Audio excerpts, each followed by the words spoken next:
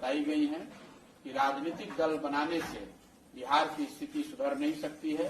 पिछले 50-60 सालों में हम लोगों ने देखा है करीब 25 से ज्यादा मुख्यमंत्री बने, आए और गए, अलग अलग दलों को मौका मिला, अलग अलग गठबंधनों ने सरकार चलाई।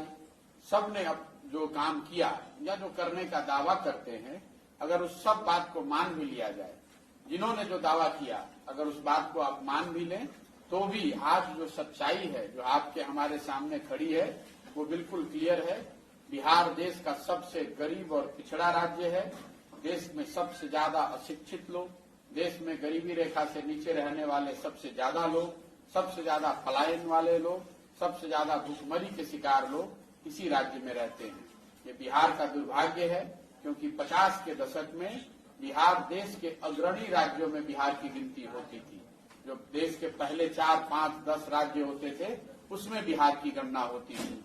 आज वहां से लुढ़कते लुढ़कते हम लोग 28 ज्यादातर विकास के मानकों पर हमारी जो रैंकिंग है, हमारी जो स्थिति है, वो देश में सबसे नीचे 28वें 29वें नंबर पर हम लोग हैं। इसीलिए हम लोग और कोई आदमी नया आता है और वो बताता है कि हम आएंगे, हम ठीक कर देंगे। हम लोग का ऐसा मानना है, मेरा ऐसा मानना है कि बिहार की स्थिति को अगर सुधारना है, बिहार को अगर बेहतर बनाना है, अगले 10 साल में बिहार को अगर 10 विकसित राज्यों की श्रेणी में खड़ा होना है, तो ये कोई एक व्यक्ति, एक दल इसको कर नहीं सकता है। कोई अगर ऐसा दावा करता है, कोई व्यक्ति या दल अगर ये दावा करता है कि वो इस बिहार को ठीक कर सकता है, तो मेरी समझ से दो ही बात हो सकती है। या तो आदमी बेवकूफ है, उसको समस्या का अंदाजा नहीं है, या फिर सिरे से वो सबको बेवकूफ बना रहा है। वो जीतने के बाद या सत्ता में आने के बाद वो भी कुछ करने वाला नहीं है। बिहार को सुधारने का एकमात्र रास्ता जो हम लोगों की समझ में है वो ये है कि बिहार के समाज में, लोगों में ये ताकत है, समझ है। जरूरत इस बात की है कि समाज को इस बात के लिए समझाया जाए, समाज में जन जागृति फैलाई जाए, ताकि समाज से ढूंढकर सही लोगों को ढूंढकर निकाला जाए।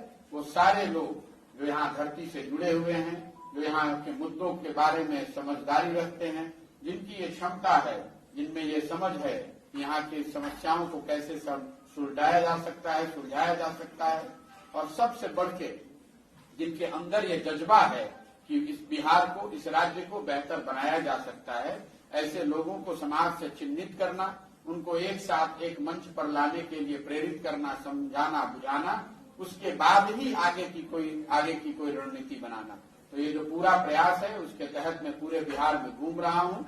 कुल 75,000 से ज्यादा ऐसे लोग हैं जिन्होंने अपने घर, अपने पंचायत, अपने ब्लॉक, अपने वार्ड में बुलाया है। उनमें से कुछ लोगों के यहाँ वो अक्रॉस द स्टेट में जाने का प्रयास कर रहा हूँ। मधुबनी में भी आपने देखा होगा 4-5 जगह जाने का अवसर मिला है। सुबह से शाम तक यही काम करते हैं। 8 से 10 ऐसी बैठकों में जाते हैं, लोगों से मिलते हैं, परिचय करते हैं, संवाद करते हैं, कुछ सुनने और सीखने का प्रयास करते हैं। इसी अभियान के तहत 2 अक्टूबर से पश्चिम चंपारण गांधी आश्रम से हम लोग एक पदयात्रा शुरू कर रहे हैं। पदयात्रा इसलिए नहीं कि हमको बिहार का रोड नापना है, पदयात्रा इसलिए नहीं कि हमें अब ये दिखाना है कि हम कितना पैदल चल सकते हैं। पदयात्रा इसलिए करने वाले हैं ताकि बिहार में हर जगह स्वयं से चलकर उन लोगों के पास जाया जाए।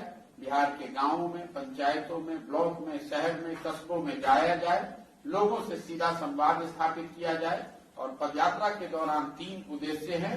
एक, लोगों से मिलकर ये समझा जाए कि उनकी नजर में, उनके इलाके में कौन से ऐसे सही व्यक्ति हैं, राजनीतिक या गैर राजनीतिक, जिनका हाथ पकड़ के, जिनको समाज में हाथ पकड़ के राजनीतिक तौर पर आगे बढ़ाया जा सकता है। कल होकर जो चुनाव जीते किसी भी स्तर पे, उससे समाज का फायदा हो सकता है। एक पहला प्रयास उद्देश्य ये है। दूसरा उद्देश्य ये है कि बिहार के समस्या